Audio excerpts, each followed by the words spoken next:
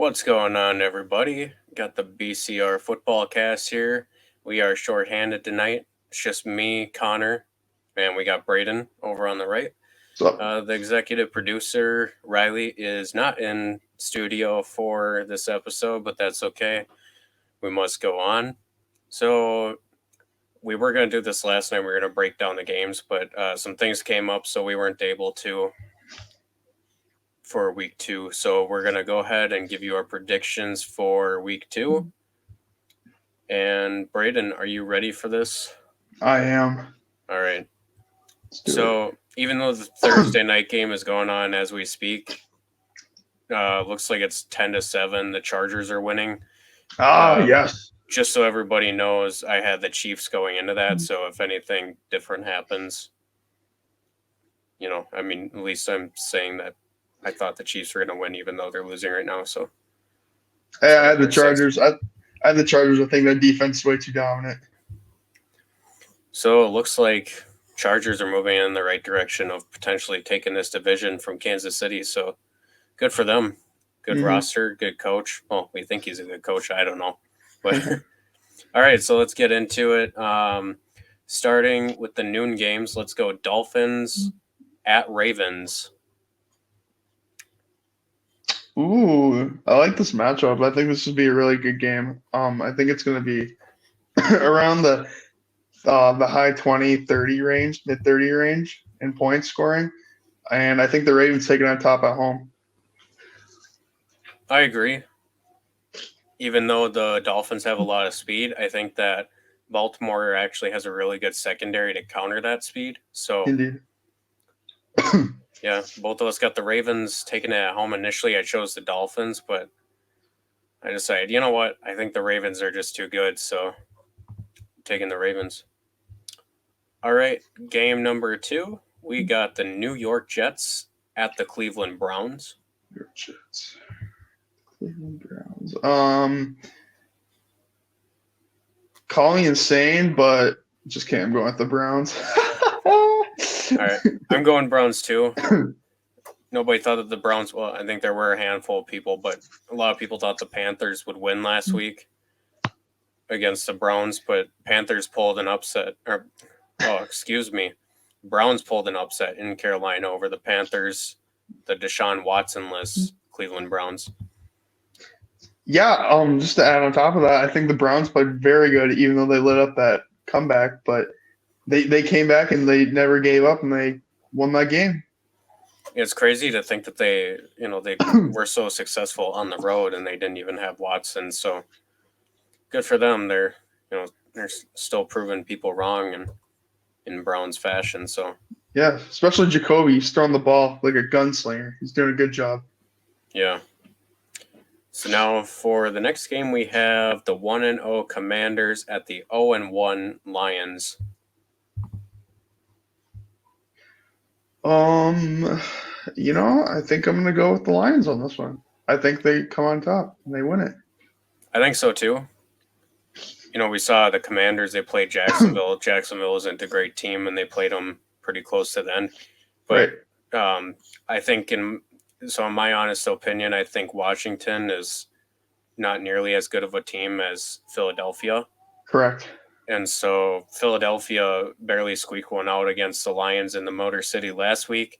So I think this week in the Motor City, Detroit, that is, the Lions end up coming away with the victory. So we've gone through 3 games, unless you count the Thursday night game, 3 games, and we have the same for all the different games. So this one, I think we might be a little bit different.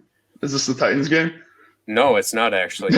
We got the 0-1 Indianapolis Colts at the 0-1 Jacksonville Jaguars. Nope, I'm taking. I honestly think the Jags are taking this one because they're at home. It's only because they're at home. I do too. The only thing that concerns me is just the fact that the Jaguars' offensive line looked putrid last week. I mean, it was really bad, especially that last drive where Washington knew that Trevor Lawrence had to throw the ball. So then it was like, okay, we're just going to pass rush you day and night, and there's nothing you can do about it. My reason has nothing to do with team play. is all to do with statistics, and statistics show that the Colts play horrible in Jacksonville. So I'm just taking the Jags, fair and square. I'm also a little worried about Matt Ryan. I mean, he had a good comeback the other day, but he didn't really start off the game super good. I mean, it could just be, he's getting used to a new system and everything. But right. I mean, I hope Matt Ryan isn't cooked and that he can prove me wrong this next week. So. And then, so we're both picking the same for all 4 games so far. This next one could be controversial depending on how you look at it. The 1-0 Tampa Bay Buccaneers at the 1-0 New Orleans Saints.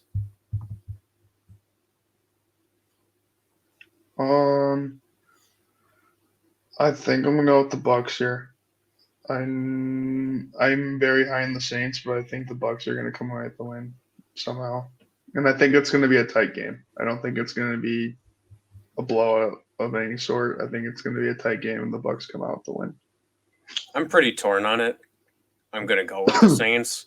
Okay. But Tom Brady hasn't beat the Saints as a Buccaneer. And the Saints are at home. In a regular season game, right? Yes, that's correct. Thank you for throwing that in there because he did beat them in the playoffs. But yeah, he just doesn't seem to have the greatest luck against them. The Saints are at home in the noisy Superdome. I think that's going to get to the Buccaneers offense a little bit. And also, I wasn't really impressed with what I saw from Tampa Bay. I mean, they won 19-3 against Dallas. Okay. But it's hard for me to choose because then New Orleans also didn't play so well against Atlanta, but I think the Saints still come out with the victory.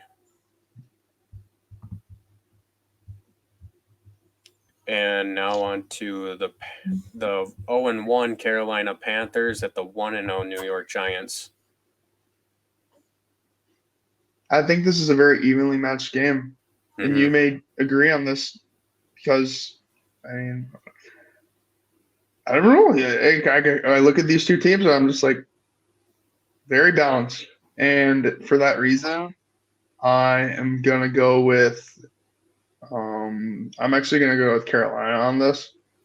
And the reason being is because I think they're the underdogs after coming away with that loss. And I know the Giants just won that big game that no one thought they were going to win. So right now, the Panthers are the ones that have nothing to lose, and they're more hungry to get that win.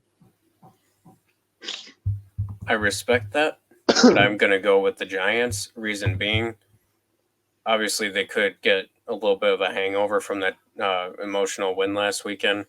But, I like that they came in as the underdog and they won the game. Carolina lost their game as the favorite, so I'm going to go with the Giants here. Also, the fact that they're playing at home. So all things equal, I'm going to go with the Giants. Give me a second here. All right.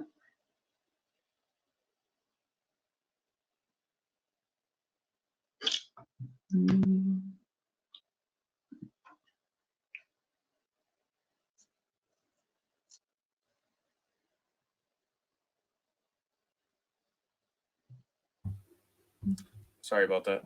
No, you're good. All right, so which game do we have next? So we got the 0-1 New England Patriots at the 1-0 Pittsburgh Steelers. At Pittsburgh,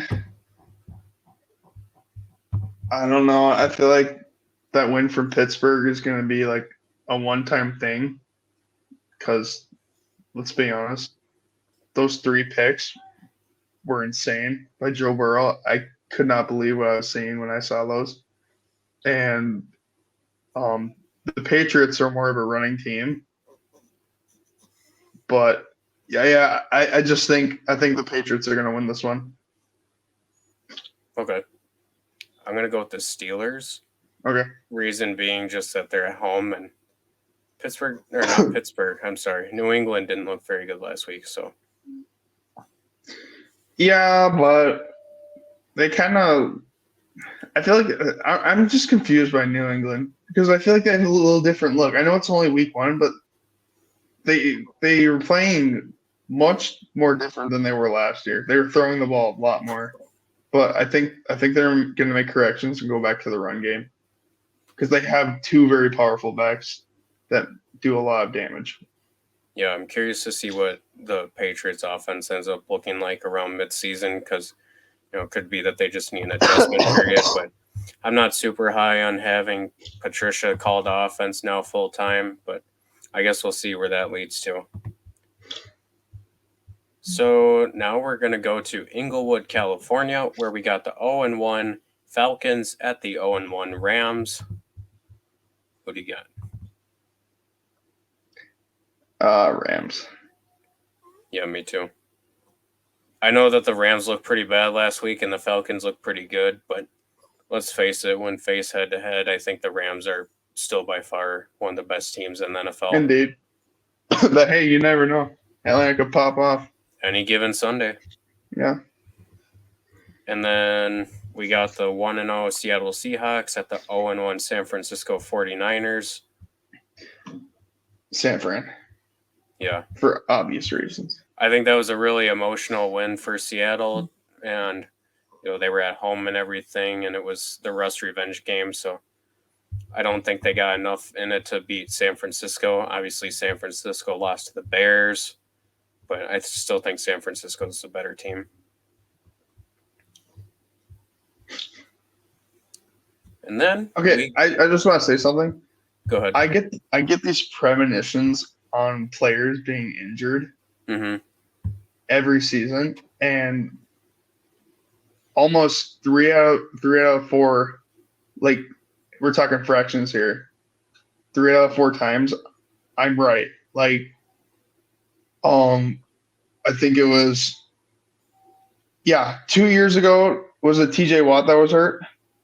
Yeah, I thought about that, and sure enough, that happened. I thought about that during the preseason this year, and that happened week 1.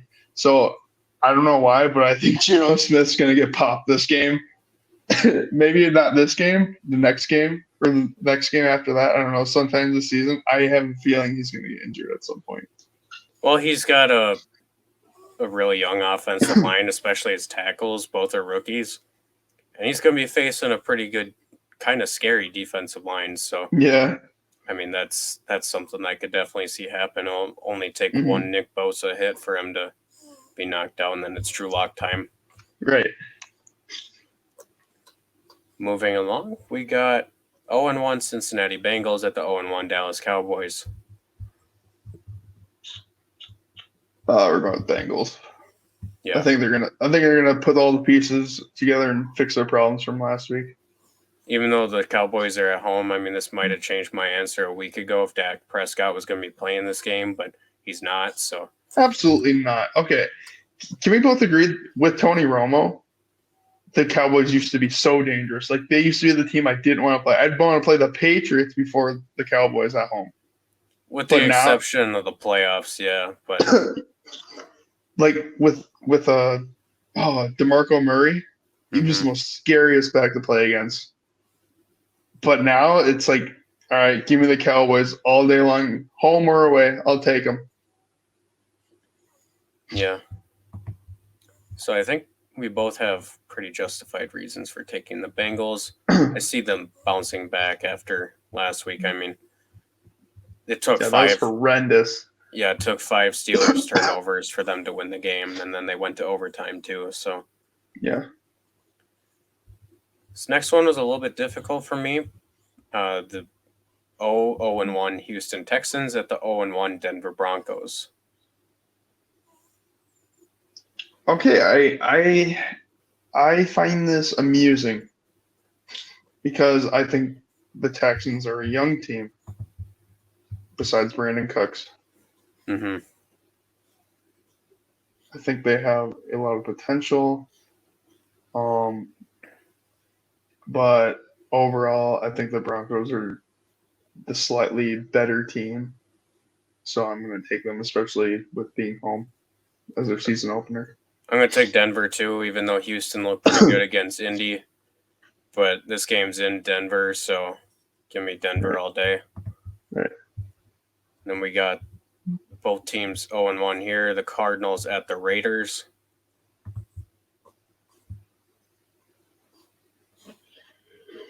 I'm going to take the Raiders because I think after that performance from Arizona, even though they came out strong in the last minutes, I think the Raiders are the better team.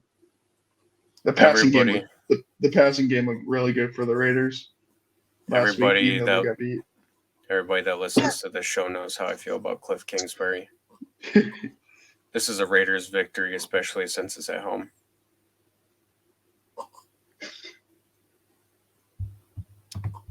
Cliff the Clown. Yeah, I mean, there's not too much other digging that I can even get into other than that. I think coaching really is going to hold back Arizona this game. I still don't know what Josh McDaniels is, but it's got to be somewhat better than Cliff Kingsbury, I would imagine. Yeah. And then we're now into the last 3 games of the week, the primetime games. I don't know why this game's a primetime game other than the fact that it's a divisional game, but it's the 1-0 Chicago Bears at the 0-1 Green Bay Packers.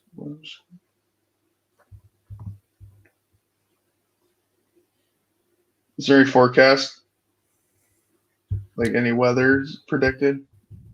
Let me take a look. Because if so, if there's a overcast, I'm taking the Bears all day long, baby. It looks like it's just going to be cloudy. It doesn't look like there's actually going to be any rain. Hey, I'm taking the Bears. Oh, okay. I'm going to take the Packers. I think they bounce back. I think that was kind of a one-time thing for Chicago last week, what happened against 49ers. So, but surely I understand your reasoning, but I think the Bears are hot. You never know. I mean, they could end up shocking the entire world. They're under the radar. You know, there's always a thing that goes with tanking. It's like, you know, no team actually really tanks. Like, no team is purposely trying to lose. But, like, from a team building perspective, there are ways that, like, you can make your team not win games just by giving them a bad roster, which is totally what the Bears have tried to do. But somehow they beat a really good team last week, so I don't know. Maybe the Bears end up being good when nobody wants them to be. Now we got the earlier of the 2 games on Monday night. 0-1 Tennessee Titans at the 1-0 Bills. Braden, who do you got, and why is it the Bills? Because they're at home. They're so much fun. They are way better. I mean, Buffalo has a really good offense, really good defense. So we saw Tennessee lost to the Giants. Tennessee doesn't look good at all. Right. So, yeah, I mean, Bills win. Let's take it to the bowl. The bowl. Okay. And then the last, my Minnesota Vikings, who are 1-0 at the Philadelphia Eagles, who are also 1-0. This game is going to be lit. Like, this may be one of the best games you see all season long. And I think these are very different teams, different style offenses and defenses. Well, maybe not defenses, but I think we're going to see a lot of good offensive plays in this game. But I'm going to take the Vikings on this one, and I think it's going to be very close. Yeah, this has like a 27-24 kind of feel. I'm taking the Vikings on this one too. Yeah. And my reasoning is I've heard a lot of different things about the Eagles. I heard that their defensive coordinator, Jonathan Gannon, he likes to call a really vanilla type of defense. He's not going to throw anything too extravagant at you. So, you know, for that reason, I mean, I'm sure they're going to try to bring in Justin Jefferson a little bit more, which I say good luck. But, you know, if they're able to do that a little bit, that's still going to open up other options on the field. So I don't see the Vikings defense performing the way it did last week against Green Bay. I think that was like everybody came together to have their best performance. So I'm still going to take the Vikings, but I think it's going to be pretty close. Yeah, definitely. All right. All right.